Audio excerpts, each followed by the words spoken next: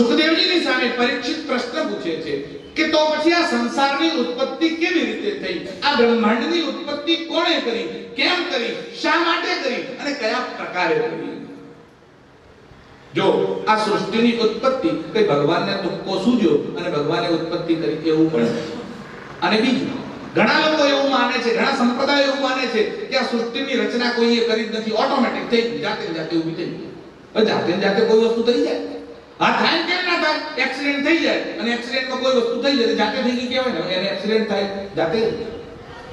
ઘણીવાર વાદળા આકાશમાં આવે અને વાદળા આકાશમાં આવે અને પછી વાદળા અથડાય અને તમે જોતા હશો ક્યારેક એમાં ભેંસ દેખાય, ક્યારેક ગાય દેખાય, ક્યારેક ભારતનો નકશો દેખાય. આ કેવી રીતે બને છે? એ તો આકસ્મિક છે, એ એક્સિડન્ટલી કોઈ વખત થઈ જાય અલગ વાત છે. પણ આખું બ્રહ્માંડ જેણે બનાવ્યું છે એ જો બનાવનાર ન હોય તો શું થાય? આ પૃથ્વી ખુલ્લી ફરે છે, તારાઓ ખુલ્લા છે, નક્ષત્રો ખુલ્લા છે, પછી એકબીજા અથડાઈ જાય તો ઉપદારો ચાલતા ચાલતા એક્સિડન્ટ હોય તો એવું થાય. ભગવાને એક વસ્તુ એક જગ્યાએ કેટલા ડિસ્ટન્સે ક્યાં ગોઠવવી, કેવી રીતે ફરશે, કેટલી સ્પીડથી ફરશે તો એકબીજાના રસ્તામાં નહીં આવે, ટકરાશે નહીં, એનું કેટલું ધ્યાન રાખ્યું છે એનો જરા વિચાર કરો. એક જગ્યાએ એક છોકરો એના બાપ પાસે ગયો એટલે એના બાપને વાતચીત ચાલતી હતી એટલે પૂછ્યું કે બાપા જગત કોણે બનાવ્યું? એટલે એના બાપે કીધું જગત કોઈએ બનાવ્યું નથી, આ તો ઓટોમેટિક બની ગયું. ઓક્સિજન આવ્યો, હાઇડ્રોજન આવ્યો, બે ભેગા થયા ને એમાંથી પાણી બની ગયું. તમે વિજ્ઞાન ભણ્યા છો, ખબર છે H2O હાઇડ્રોજનના બે અણુ, ઓક્સિજનનો એક અણુ ભેગા થાય તો પાણીનું નિર્માણ થઈ જાય. પણ કોઈએ પાણીનું નિર્માણ કર્યું તો શાના માટે કર્યું? અને પાણી ન હોત તો આપણી દશા શું હોત? એટલે જેણે H2O ભેગા કર્યા એને શું કામ કર્યા, કેવી રીતે કર્યા? એટલે છોકરાને કીધું આવું ના થાય, આ તો જાતે ઓટોમેટિક બની ગયેલું છે, જગત કોઈએ બનાવ્યું નથી. એટલે છોકરાએ કીધું પણ અમારા સાહેબ તો એવું કહેતા હતા કે જગત ભગવાને બનાવ્યું. તારા સાહેબને અક્કલ નથી, એ ગોળો છે. આપણે ત્યાં પણ એવા કેટલાક સંપ્રદાયો છે. કબીર પંથ નામનો એક પંથ ચાલે છે, એમાં એક પારક સિદ્ધાંત કરીને એક પંથ ચાલે છે. એ એવું જ માને છે જગત કોઈએ બનાવ્યું નથી. જૈન સંપ્રદાય એવું જ માને છે જગતનો કોઈ કરતા નથી. એટલે કેટલાક લોકો એવું માને છે કે આ જગતનો કોઈ કરતા છે જ નહીં. એટલે છોકરાને કહ્યું કે તારો સાહેબ તો ગાડો છે ને અમને નથી, જગત તો કોઈ બનાવનાર હોઈ શકે નહીં. સારું બાપા. પછી એનો બાપ ઊંઘી ગયો એટલે છોકરાએ શું કર્યું? ચિત્ર બનાવ્યું. બહુ સરસ ચિત્ર નિર્માણ કર્યું, એક સુંદર ચિત્ર દોર્યું અને એના બાપા જ્યાં ઊંઘ્યા હતા એની દિવાલે સામે જઈને લટકાવ્યું. કલાક પછી એના બાપની ઊંઘુડી એટલે ચિત્ર બહુ સરસ ચિત્ર છે, આટલું સુંદર ચિત્ર કોણે દોર્યું? એટલે છોકરાને બોલાય, આ ચિત્ર તમે મેં લગાવ્યું છે. કોણે દોર્યું? તો કે કોઈએ દોર્યું નથી, તો ઓટોમેટિક બની ગયું. સાહેબ બેવકૂફ, મને ગાડો બનાવે, ચિત્ર કે ઓટોમેટિક દોરાતું છે? અરે બાપા, એ તો કલર ઢળી ગયો, ઓટોમેટિક બની ગયો. ઓટોમેટિક કલર ઢળે તો કલર ભેગા થાય કે આવી રીતે ચિત્ર થોડું બને. અરે બાપા, જો આવડું મોટું જગત જો ઓટોમેટિક બની જાય તો આવડું નાનું ચિત્ર ના બને.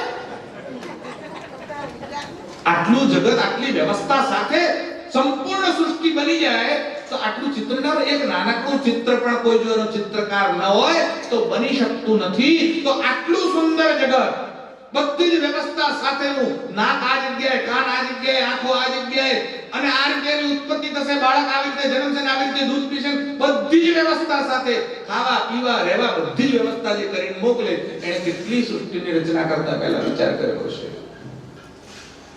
અને જ્યારે સુખદેવજીની સામે પરીક્ષિતે આવો પ્રશ્ન પૂછ્યો ત્યારે પરીક્ષિતે સુખદેવજી કહેવા લાગ્યા કે ભગવાને પોતાનું શરીર ત્યાગ કરતા પહેલા ઉદ્ધવજીને આનો ઉપદેશ કર્યો અને વિદુરજીને આ ઉપદેશ મૈત્રેય નામના ઋષિએ કર્યો. મૈત્રેય ઋષિ પાસેથી આ જ્ઞાન વિદુરજીએ પ્રાપ્ત કર્યું. વિદુરોદ્ધવ સંવાદે, એક તો વિદુર અને ઉદ્ધવનો સંવાદ છે અને એક મૈત્રેય અને વિદુરનો સંવાદ છે. અહીં ત્રીજા સ્કંદમાં પ્રવેશ થાય છે. આ બંનેના એકબીજાની વાતચીતમાં આખા સંસારની જે લીલા છે એનું કાલક્રમ આપ્યો છે. આ વિદુરજી કોઈ સાધારણ નથી.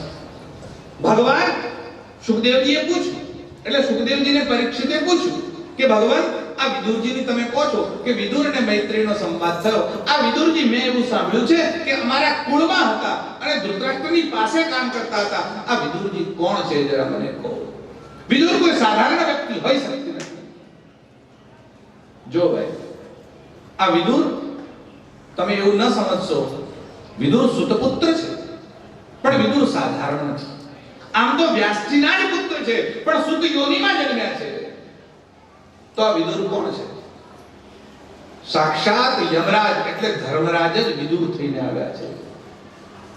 સુખદેવજી સંભળાવે છે પરીક્ષિતને કે એક વખત એવી ઘટના ઘટી કે માંડવ્ય નામના એક ઋષિ હતા, અને માંડવ્ય ઋષિ એક જગ્યાએ બેસી અને ગાયત્રીનો જપ કરતા હતા.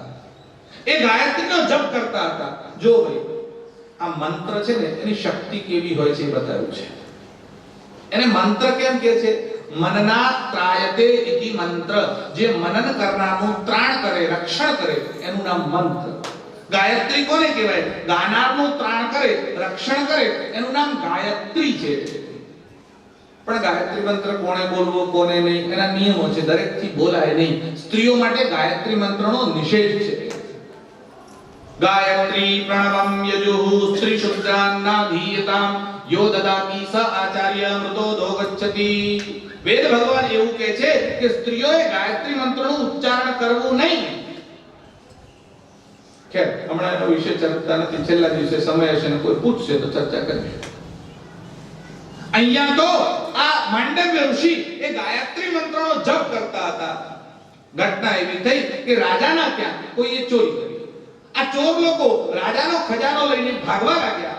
આ ચોર લોકોની પાછળ સિપાહીઓ પડ્યા, એટલે રાજાનો ખજાનો જ્યાં માંડવ્ય ઋષિ જપ કરતા હતા ત્યાં ચોર નાખી અને ચોર ત્યાંથી ભાગી ગયા.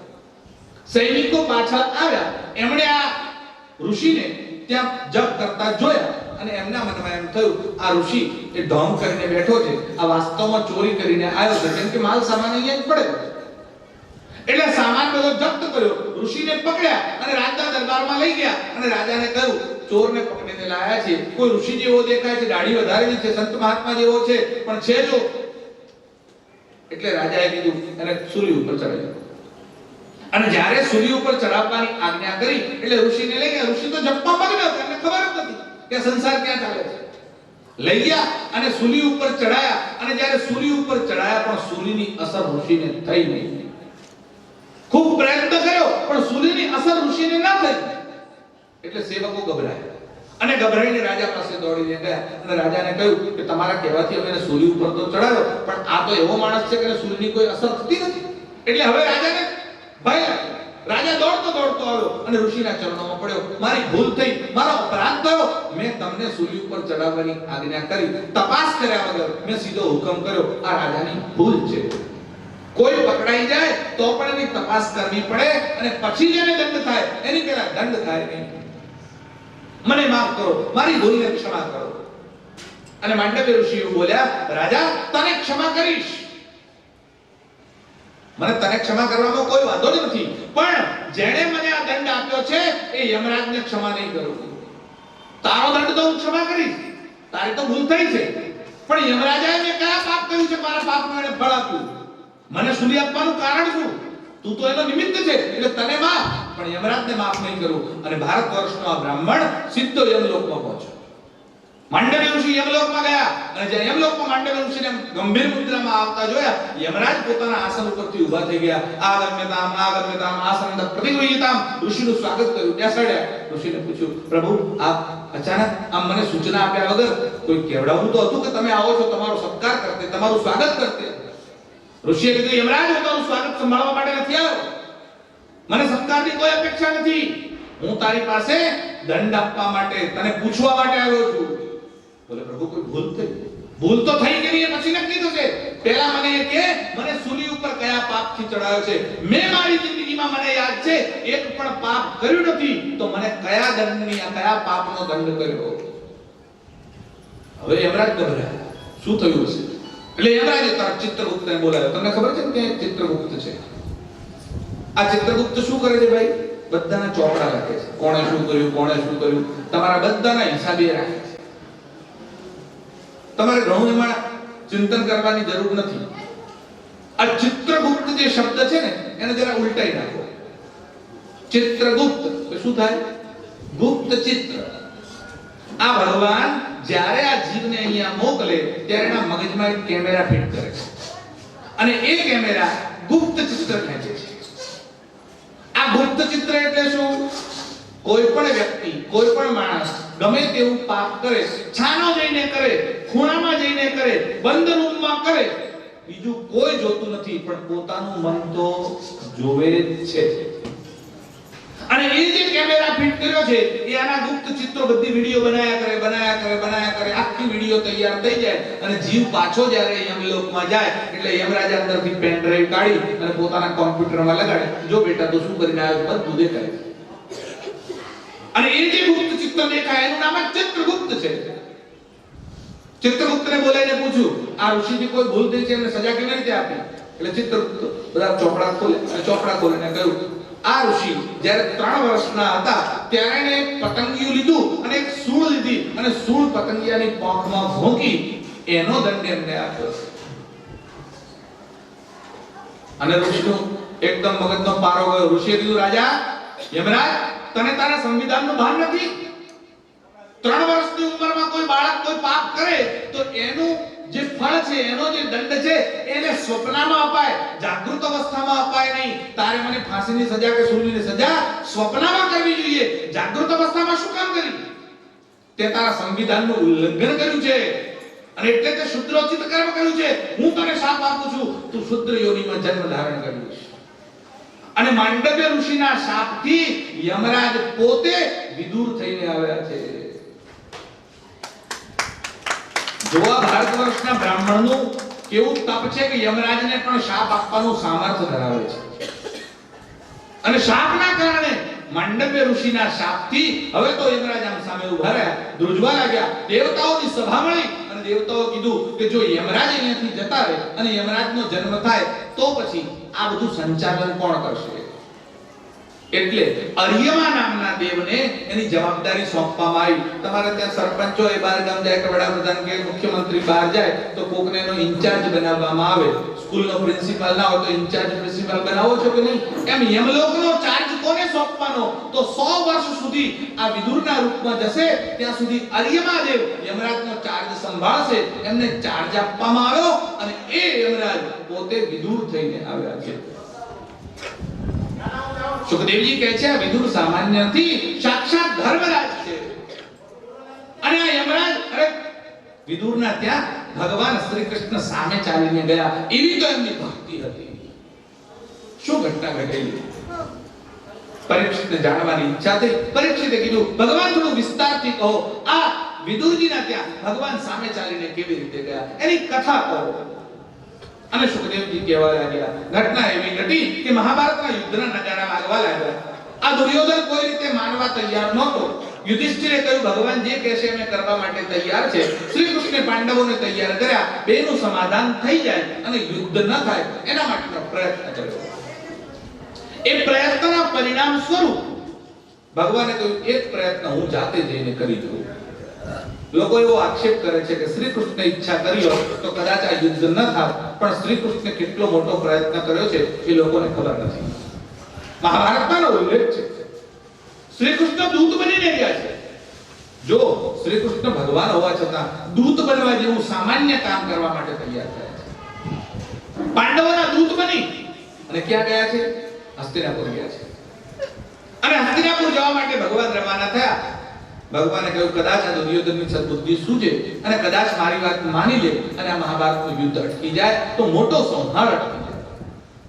એટલે ભગવાન દૂત બનીને ગયા. ભગવાન આવવાના છે એવા સમાચાર પહેલેથી પહોંચ્યા અને શ્રી કૃષ્ણ આવે છે એટલે બધા લોકોએ સ્વાગતની તૈયારી કરી. ચારે બાજુથી બધા જ લોકોએ તોરણ બાંધ્યા. કેટલાય લોકો જોવા માટે ભેગા થયા. શ્રી કૃષ્ણનું નામ બધાએ સાંભળ્યું હતું. દ્વારકાધીશ છે, બહુ મોટા રાજા છે અને મોટા મોટા ભૂપ પણ એમના ચરણોમાં પ્રણામ કરે છે. એવું શ્રી કૃષ્ણનું વ્યક્તિત્વ છે. અમે એવું સાંભળ્યું છે કે શ્રી કૃષ્ણ ખાલી દ્વારકાધીશ છે એવું નહીં, એ સાક્ષાત નારાયણ છે. ભગવાન વિષ્ણુ પોતે શ્રી કૃષ્ણ થઈને આવ્યા છે. એટલે બધાના મનમાં ઈચ્છા થઈ શ્રી કૃષ્ણના દર્શનનો લાભ મળશે. આખા હસ્તિનાપુર વાસીઓ શ્રી કૃષ્ણનું દર્શન કરવા માટે તૈયારી કરવા લાગ્યા. શ્રી કૃષ્ણ આવે છે, શ્રી કૃષ્ણ આવે છે. ભગવાનનો રથ આમ હસ્તિનાપુરમાં પહોંચ્યો અને જેવા હસ્તિનાપુરમાં ભગવાનનો પ્રવેશ થયો, ઘટના એવી ઘટી કે વિદુરજી ઘરે પહોંચ્યા. અને વિદુરજીના જે પત્ની છે એમનું નામ સુલભા છે. સુલભા અને વિદુર ઘરે બેસીને ભગવાનનો જપ કરે છે. જો આ વિદુર એમણે ધૃતરાષ્ટ્રને સમજાવવા પ્રયત્ન કર્યો. ધૃતરાષ્ટ્રને કહ્યું કે તારા છોકરાને સમજાવ, આ ગાંડો થયો છે, આ યુદ્ધ કરવા માંગે છે, શ્રી કૃષ્ણની સામે બોલવા માંડશે, આને સમજણ નથી, આને અક્કલ નથી, યુદ્ધ કરવામાં તમારો લાભ નહીં થાય. શ્રી કૃષ્ણ જ્યાં હશે ને ત્યાં વિજય નક્કી જ છે, એટલે વિજય પાંડવોનો થશે, તમે હારી જશો, ખોટું આ ધંધો કરવાની જરૂર નથી. પણ ધૃતરાષ્ટ્ર પોતાના દીકરાને સમજાવી શક્યો નહીં. ધૃતરાષ્ટ્ર લાચાર બનીને બેસી રહ્યા. પણ જ્યારે વિદુરે આવી સલાહ આપી કે દુર્યોધન તું ખોટું કરે છે, ત્યારે દુર્યોધન ઊભો થયો અને વિદુરનું અપમાન કર્યું.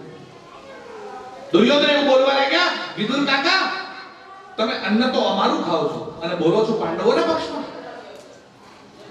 તમે મારું અનાજ ખાઓ છો અને પક્ષ પેલા લોકોનો લો છો, મારા વિરોધીઓનો, મારા દુશ્મનોનો. તમને લાજ આવવી જોઈએ. અને જ્યારે વિદુરનું અપમાન કર્યું, વિદુરથી સહન ન થયું અને વિદુરે કહ્યું મારે કોઈના પક્ષમાં રહેવું નથી, ન પાંડવોના પક્ષમાં ન તમારા પક્ષમાં. હું આજ ત્યાં છોડીને જઉં છું. અને ધનુર બહિર નિધાય, પોતાનું જે ધનુષ્ય હતું એ બહાર જઈ અને એમને ઓટલા ઉપર મૂકી દીધું. કદાચ હું ધનુષ્ય લઈને જઈશ તો આ લોકો એવું સમજશે કે ધનુષ લઈને સામેના પક્ષે લડવા માટે આવશે.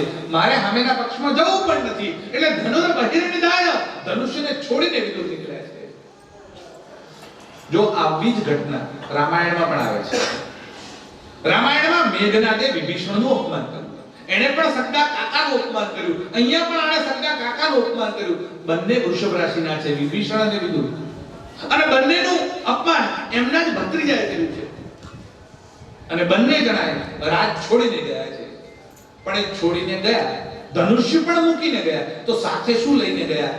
સુખદેવજી બહુ સરસ વાત કરે છે કે એક જ વસ્તુ સાથે લઈને વિદુરજી નીકળ્યા. શું લઈને ગયા? સનિર્ગત કૌરવ પુણ્ય લબ્ધૌ. કૌરવોના થોડા ઘણા પુણ્ય જે બચી ગયેલા હતા ને એ વિદુરજી સાથે લઈને ગયા. બાકી કશું ન લઈને ગયા. કૌરવોના પુણ્ય બચાતા એને વિદુરજી લઈને નીકળ્યા. અને વિદુરજીએ નક્કી કર્યું આજ પછી મારે વગર કામે આ સભામાં જવું નથી. એટલે વિદુરજી ઘરે ગયા. વિદુરજી ઘરે બેઠા સુલભા સાથે વાત કરે છે. મને સમાચાર મળ્યા છે કે શ્રી કૃષ્ણ આજે હસ્તિનાપુર આવે છે. સુલભાએ કહ્યું અરે રે, ભગવાન અહીંયા આવે છે, શ્રી કૃષ્ણ અહીંયા આવે છે, પણ આપણને દર્શનનો મોકો કેવી રીતે મળશે? આટલી બધી પ્રજા આવશે આ પબ્લિકમાં, ભગવાનનું દર્શન આપણને કેવી રીતે થશે? અરે એ તો આટલા મોટા માણસ છે, દ્વારકાના અધિપતિ છે, મોટા મોટા રાજાઓ એમને ચરણે નમે છે, એ આપણા ગરીબનું ઘર કેવી રીતે જોશે? જો આમ વિદુર ગરીબ નથી, વિદુર મંત્રી છે, સચિવ છે, મિનિસ્ટર છે. એક સામાન્ય પીએ હોય ને તો એના ઘરમાં કરોડપતિ હોય. આ તો મિનિસ્ટર છે અને છતાં પણ જે દાડે એને રાજ્ય છોડ્યું પછી ઝૂંપડામાં જઈને રહ્યો છે. આ એની નિષ્ઠા છે કે જ્યાં સુધી રાજ્યનું કામ કરીશ તો રાજ્યનું ખાઈશ, પણ જે દાડે રાજ્યનું કામ નથી કરતો તો મજૂરી કરીને ખાઈશ. અને એટલા માટે વિદુર સામાન્ય નથી, હતા તો મિનિસ્ટર, પણ ઘરમાં કોઈ વસ્તુ સંગ્રહી નથી અને બધું જ છોડી દીધું છે કે જો મારા ઉપર દુર્યોધન આક્ષેપ કરતો હોય તો એક પણ વસ્તુ ન જોઈએ. અને વિદુરજી ઘરમાં જઈને બેઠા છે, ભગવાનનું ભજન કરે છે, આરામથી, પ્રેમથી. ઓમ નમો ભગવતે વાસુદેવાય. બંને જણા પતિ પત્ની ભગવાનનું ભજન કરે છે. એમાં સમાચાર મળ્યા કે શ્રી કૃષ્ણ આવે છે. સુલભાની ઈચ્છા થઈ મને ભગવાનના દર્શન કેવી રીતે થશે? તમે એક કામ કરો, આટલા બધા લોકો આવે છે, તમે જાઓ, કદાચ શ્રી કૃષ્ણ તમને ઓળખશે અને તમે શ્રી કૃષ્ણને કહેજો કે આપણા ઘરે મહેમાન થઈને પધારે. વિદુરે કીધું ગાંડી થઈ છે, અનંત કોટી બ્રહ્માંડનો નાયક આપણે ઘરે આવે તો એને કે તો મોટા મોટા મહેલ છે એ ત્યાં જાય, અહીંયા શું કામ આવે? અરે ના આવે તો કઈ નહીં, કહેવામાં શું વાંધો છે? તમે કહેજો તો ખરા, તમે જાઓ તો ખરા.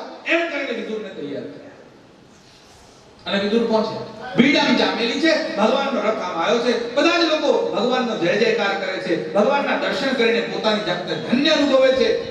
બધા લોકો ભગવાનનું સ્વાગત કરી રહ્યા છે, ફૂલોના હાર ચાલે છે, અબીલ ગુલાલ ઉડે છે. વિદુરજી એક ખૂણામાં ઊભા છે અને દૂરથી આમ ઈચ્છા કરે છે કદાચ ભગવાનની દ્રષ્ટિ મારા ઉપર પડે, કદાચ ભગવાનની દ્રષ્ટિ મારા ઉપર પડે. અને ભગવાન પણ જાણે શોધતા હોય ને કે વિદુર કઈ બાજુ છે, વિદુર કઈ બાજુ છે. એ શોધતા શોધતા ભગવાનની નજર પડી, વિદુર ઊભા છે. વિદુર અને ભગવાનની આમ નજર એક થઈ અને ભગવાને આમ પ્રણામ કર્યા. વિદુરે પ્રણામ કર્યા નહીં, ભગવાને પ્રણામ કર્યા. વિદુર કાકા હું આપને પ્રણામ કરું છું. દૂરથી તો દૂરથી પણ ભગવાને પ્રણામ કર્યા, આંખથી ઈશારો કર્યો અને વિદુરને ખબર પડી હું ધન્ય થઈ ગયો, ભગવાનની નજર મારી ઉપર પડી. મહાપુરુષો કોઈને દ્રષ્ટિનું દાન આપતા નથી. એટલે મહાપુરુષો એક જગ્યાએ નજર ટેકવતા નથી અને ટેકવે તો સ્થિર રાખતા નથી, એ તરત નજરને હટાઈ દે છે. શ્રી કૃષ્ણે દ્રષ્ટિનું દાન આપ્યું, વિદુરની આંખમાંથી અશ્રુનો પ્રવાહ થયો, વિદુર ઘરે ગયા, કહ્યું શ્રી કૃષ્ણનું આગમન થયું, ભગવાને મને દ્રષ્ટિનું દાન આપ્યું, સુલભા મને લાગે છે તારી પ્રાર્થના ફળી ગઈ. શ્રી કૃષ્ણ આવ્યા છે, મારી ઈચ્છા છે કે દુર્યોધનના દરબારમાં શું થાય છે, શ્રી કૃષ્ણનું કેવું સ્વાગત થાય છે જરા જોઈ આવું. અને વિદુરજી સભામાં જવા માટે નીકળ્યા. ભગવાન પહોંચ્યા, ભગવાન ગયા, ભગવાનનું સ્વાગત કર્યું, ભગવાનને આસન આપ્યું અને દુર્યોધન સાથે ભગવાને વાર્તાલાપ શરૂ કર્યો. આમ સભા ભરીને બેઠી છે અને ભગવાન બોલ્યા. ભગવાને કહ્યું કે દુર્યોધન, મારી ઈચ્છા નથી કે આ કોઈ પણ પ્રકારે યુદ્ધ થાય. ધૃતરાષ્ટ્ર, તમે આ દુર્યોધનને સમજાવો. બોલે કેવી રીતે સમજાવું ભગવાન, કેવી રીતે આ સમાધાન સંભવ છે? ભગવાને કહ્યું જો આ રાજ્ય તમારું નથી, કેમ કે આ રાજ્યનો અધિકારી તો પાંડુ છે. કેમ કે જો દીકરો મોટો હોય તો એ રાજ્યનો અધિકારી થાય, તો ધૃતરાષ્ટ્ર મોટા છે એટલે અધિકાર એમનો હતો, પણ જો એ આંધળો હોય તો એ રાજા બની શકતો નથી. એટલે આ રાજ્યના અધિકારી ધૃતરાષ્ટ્ર નથી, પાંડુ છે. પણ પાંડુનું મૃત્યુ થયું અને છોકરાઓ નાના હતા, એટલે જ્યાં સુધી છોકરાઓ મોટા ન થાય ત્યાં સુધી રખેવાળ સરકાર તરીકે ધૃતરાષ્ટ્રની નિયુક્તિ કરવામાં આવી કે જ્યાં સુધી યુધિષ્ઠિર મોટા ન થાય ત્યાં સુધી ધૃતરાષ્ટ્ર ગાદી ઉપર બેસે. અને એટલે તમે તો એક રખેવાળ છો, એટલે આ રાજ્ય તમારું નથી. પહેલી વાત. હવે જો દુર્યોધન એમ કહેતો હોય કે અમે મોટા થઈ ગયા કે પિતાનું રાજ્ય અમને મળે, તો ખોટી વાત છે, એવું થઈ શકે નહીં. તો શું કરવું જોઈએ? છતાંય તમારું રાજ્ય નથી, પણ હું એક પ્રસ્તાવ લઈને આવ્યો છું. શ્રી કૃષ્ણે કહ્યું એક કામ કરો, આ રાજ્યના બે ભાગ કરો, અડધું રાજ્ય પાંડવોને આપી દો, અડધું તમે રાખો. દુર્યોધન સંભવ નથી, અડધા રાજ્યનો સંભવ નથી, હું અડધું રાજ્ય આપવા તૈયાર નથી. ભગવાને કહ્યું એક કામ કર, 75% તું રાખ, 25% આપી દે, ચોથો ભાગ એમને આપી દે. દુર્યોધને ના પાડી, સંભવ નથી. ભગવાને કહ્યું એક કામ કર, 5 ગામ આપી દે, હું પાછો જતો રહીશ અને હું યુધિષ્ઠિરને બનાવી લઈશ કે 5 ભાઈ છે 5 ગામ છે, આખું રાજ્ય તારું, ખાલી 5 ગામ પાંડવોને આપી દે. દુર્યોધને ના પાડી, સંભવ નથી. ભગવાને કહ્યું ચાલો છેલ્લો ગામ, એક ગામ આપી દે અને એક ગામથી હું પાંડવોને મનાઈ લઈશ. અને મને વિશ્વાસ છે કે હું કહીશ એમાં પાંડવો નહીં માને, હું પાંડવોનો દૂત બનીને આવ્યો છું. એક ગામ આપ. અને ત્યારે દુર્યોધન એવું બોલવા લાગ્યો, સુચિયાગ્રૈવ નૈવ દસ્યામિ વિના યુદ્ધેન કેશવ. 100 ની અણી ઉપર રે એટલી જમીન પણ યુદ્ધ વગર તો પાંડવોને નહીં મળે, એટલે તમે એક ગામની વાત પણ છોડી દો. શ્રી કૃષ્ણે કીધું તારી મતિ ભ્રષ્ટ થઈ છે, તને સમજણ નથી, આવું તું બોલે છે. આ યુદ્ધ ન થાય એના માટેનો મારો પ્રયાસ છે. एक कवि बहुत सरस लख्યું कि दो न्याय अगर तो आधा दो और उसमें भी यदि बाधा हो तो दे दो केवल 5 गांव, रखो अपनी धरती तमाम, हम वहीं खुशी से खाएंगे, परिजन पर असीम उठाएंगे. दो न्याय, जो न्याय आपको तो आखे आखू राज्य आपको करशो. दो न्याय अगर तो आधा दो, અને આખું ના આપી શકતા હો તો અડધું આપો. दो न्याय अगर तो आधा दो और उसमें भी यदि बाधा हो तो दे दो केवल 5 गांव, रखो अपनी धरती तमाम, हम वहीं खुशी से खाएंगे, परिजन पर असी न उठाएंगे. असी એટલે તલવાર. અમે અમારા સંબંધીઓ પર તલવાર ઉઠાવવા માંગતા નથી. परिजन पर असी न उठाएंगे, पर दुर्योधन ये भी दे न सका, आशीष समाज की ले न सका. અને દુર્યોધને કીધું આ કૃષ્ણને ખોટો ખોટો બકવાસ સૂજે છે, આ કૃષ્ણ મને ધમકી આપવા માટે આવ્યો છે, તું શું સમજે છે તારા મનમાં? હે સૈનિકો ઊભા થાઓ અને કૃષ્ણને પકડીને જેલમાં નાખી દો. દુર્યોધનની બુદ્ધિ ભ્રષ્ટ થઈ અને દુર્યોધને શ્રી કૃષ્ણને જેલમાં પૂરવાનો આદેશ કર્યો. અને तब हरि ने भीषण हुंकार किया, अपना स्वरूप विस्तार किया कि डगमग डगमग टिटपिट डोले. भगवान कुपित होकर के बोले, हाँ हाँ दुर्योधन बांध मुझे, जंजीरें लेकर साध मुझे, कि जब नाश मनुष्य पर छाता है तो पहले विवेक मर जाता है. दुर्योधन तने अक्कल નથી, મને બાંધવા નીકળ્યો છે. અરે ભગવાનને કોઈ બાંધી શકે? કઈ જંજીર એવી છે? કોઈ પવનને મુઠ્ઠીમાં બાંધી શકે ખરા? કોઈ અગ્નિને ચિત્રામાં બાંધી શકે ખરા? ચિત્રામાં અગ્નિ બંધાય નહીં, પવન મુઠ્ઠીમાં બંધાય નહીં, તો શ્રી કૃષ્ણને કોઈ બાંધી કેવી રીતે શકે? કે दो न्याय अगर तो आधा दो, उसमें भी यदि बाधा हो तो दे दो केवल 5 गांव, रखो अपनी धरती तमाम, हम वहीं खुशी से खाएंगे, परिजन पर हंसी न उठाएंगे. पर दुर्योधन ये भी दे न सका, आशीष समाज की ले न सका, उल्टा हरि को बांधने चला, जो था असाध्य वो साधने चला. तब हरि ने भीषण हुंकार किया, अपना स्वरूप विस्तार किया, डगमग डगमग टिटपिट डोले. આજુબાજુથી દિગ્ગજ ડોલવા લાગ્યા, પૃથ્વી કાંપવા લાગી કે ડગમગ डगमग दिग्गज डोले, भगवान कुपित होकर के बोले, हाँ हाँ दुर्योधन बात मुझे, जंजीरें लेकर साथ मुझे, कि जब नाश मनुष्य पर छाता है तो पहले विलोक मर जाता है, कि दुर्योधन हित वचन नहीं तूने माना और मैत्री का मूल्य नहीं पहचाना। હું તો તારા હિત માટે આવ્યો હતો, પણ તે હિત વચન નહીં માન્યું, કે હિત वचन नहीं तूने माना, मैत्री का मूल्य नहीं पहचाना, तो ले दुर्योधन मैं भी अब जाता हूं, अंतिम संकल्प सुनाता हूं कि याचना नहीं अब रण होगा, संघर्ष महाभीषण होगा, टकराएंगे नक्षत्र निकर, प्रज्ञेगी भूपर अग्नि प्रखर, कराल काल मुंह खोलेगा, क्षणशेष नाग का डोलेगा। दुर्योधन હવે હું તારી પાસે યાચના કરવા મારા પછી કોઈ નહીં આવે, હવે શું થશે? હવે તારી ને મારી મુલાકાત અહીંયા નહીં થાય, હવે રણના મેદાનમાં મળશું, કુરુક્ષેત્રમાં આપણી મુલાકાત થશે।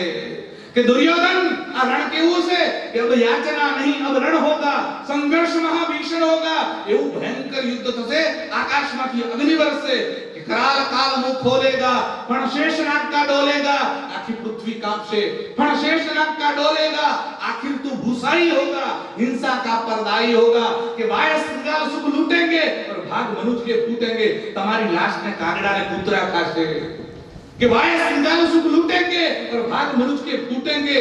दुर्योधन रण ऐसा होगा फिर कभी नहीं वैसा होगा। दुर्योधन એવું રણ જેની તેને કલ્પના નહીં કરી હોય એવું થશે, કે થી સભા સબ સન્ન લોક ડરે, ભગવાને વિરાટ સ્વરૂપ ધારણ કર્યું અને ભગવાનનો ભયંકર પ્રલયંકારી રૂપ જોઈ દુર્યોધન પણ એક વખત ડગાઈ ગયો। જે કર્ણ જેવો કર્ણ રોજ કહેતો હતો, દુર્યોધન ચિંતા ના કર, જ્યાં સુધી કર્ણ બેઠો છે ત્યાં સુધી તને રણના મેદાનમાં કોઈ હરાઈ ના શકે। આજે કર્ણની પણ એમ છાતી બેસી ગઈ, કર્ણને લાગ્યું હવે બચી શકાય નહીં। શકુની તો ચૂપ થઈને ખૂણામાં સંતાઈ ગયો। શકુને કહ્યું ભગવાનનો પ્રલયંકારી રૂપ કદાચ આજે ને આજે એને યુદ્ધ પૂરું થઈ જશે, યુદ્ધના મેદાનમાં જવાની જરૂર જ નહીં પડે। સબ થી સભા સન્ન सब लोग डरे, केवल दो नर न घाते थे, धृतराष्ट्र विदुर सुख पाते थे। एक तो विदुर ने मजाई, आहा हाરું થયું ભગવાને આ રૂપ દગાડ્યું, આના કારણે બધા ચૂપ થઈ ગયા। અને એક ધૃતરાષ્ટ્રને થયું કદાચ હવે આ છોકરો માની જાય, હવે એને સદબુદ્ધિ આવે, ભગવાનનું આવું રૂપ જોયા પછી એની હિંમત નહીં થાય।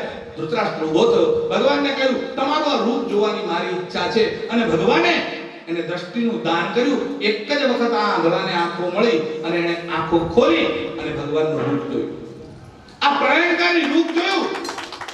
ધૃતરાષ્ટ્રને પોતાને આમ કંપારી છૂટી ગઈ, હવે તો આપણું આવી ગયું છે, આ સ્થિતિ થઈ। બધા લોકો આમ ભગવાનના ચરણમાં ગયા, પ્રણામ કરવા લાગ્યા, પ્રભુ ભૂલ થઈ ગઈ, આપ બેસો આપ બેસો આપ બેસો। ભગવાને કહ્યું ના ખોટી વાત છે, બેસવાની વાત હોય જ નહીં, હવે તો હું બોલી ગયો છું કે આપણી મુલાકાત રણના મેદાનમાં થશે, હવે મુલાકાતની સંભાવના।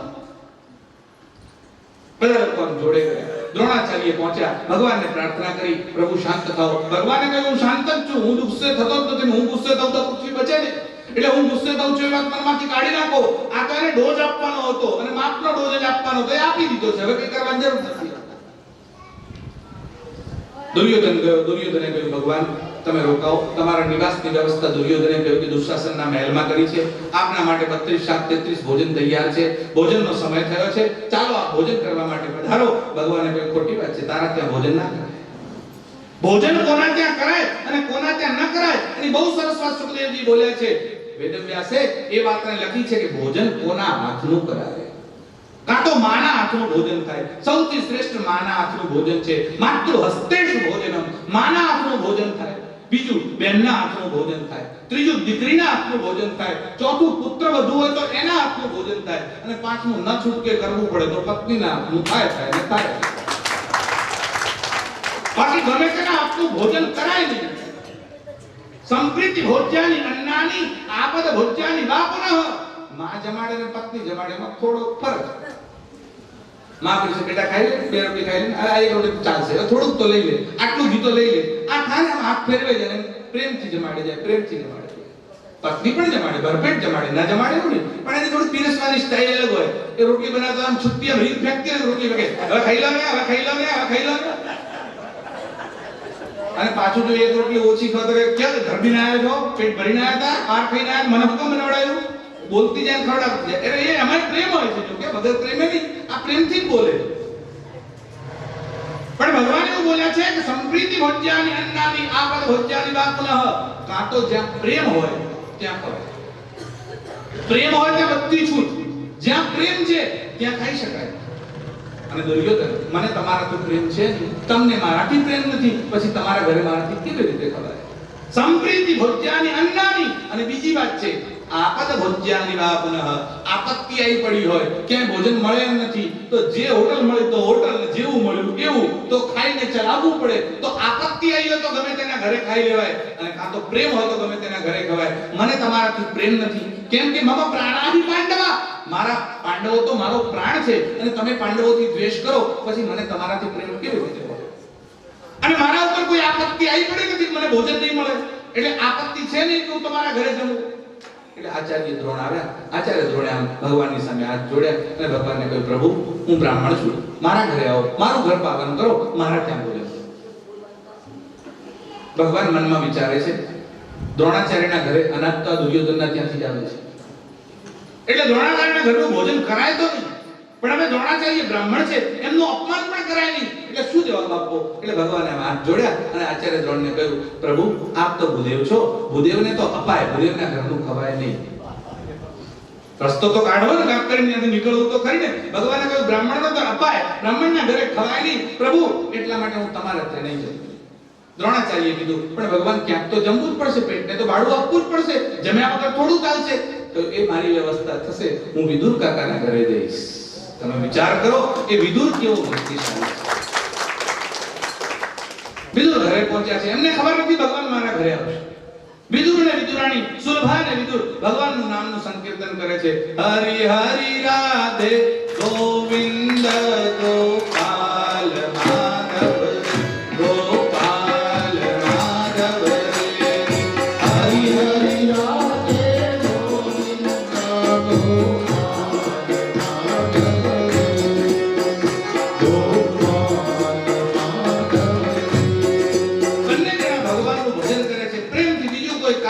માત્ર આ ભગવાન ભજન સિવાય કઈ કામ નથી. બંને જણા અંદર બેઠા બેઠા અંદરથી આમ ખિડકી બંધ કરી છે, દરવાજો અંદરથી બંધ છે. વિદુર અને વિદુરાણી ભગવાનનું ભજન કરી રહ્યા છે, અને ભગવાન ત્યાંથી ચાલતા ચાલતા વિદુરના ઘર તરફ નીકળ્યા, વિદુરના ઘરે પહોંચ્યા. અંદરથી દરવાજો બંધ છે અને ભગવાન બહાર દરવાજો ખટખટાવે છે.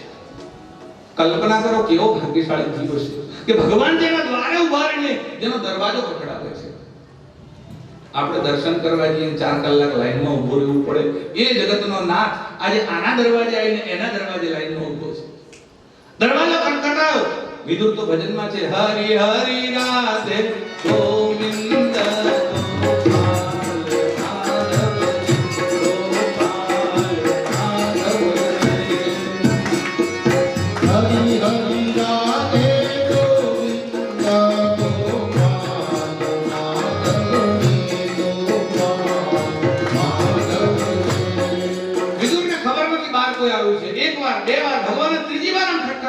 અને જેવો ખટખટનો અવાજ આવ્યો, સુલભાએ કહ્યું, કોઈ બહાર આવ્યું લાગે છે, તમે જુઓ તો કોણ છે. વિદુર આમ ઊભા થયા, દરવાજો ખોલ્યો અને જગતના નાથને આમ સામે ઉભેલો જોયો. અરે એક નાનકડો મિનિસ્ટર ઘર આગળ આવી જાય ને તો માણસ ફોટા પડાવે, મોટા કરીને રાખે ને તો જનને મોકલે, આ મિનિસ્ટર હાથે આપણો ફોટો છે, મિનિસ્ટર હાથે ફોટો છે.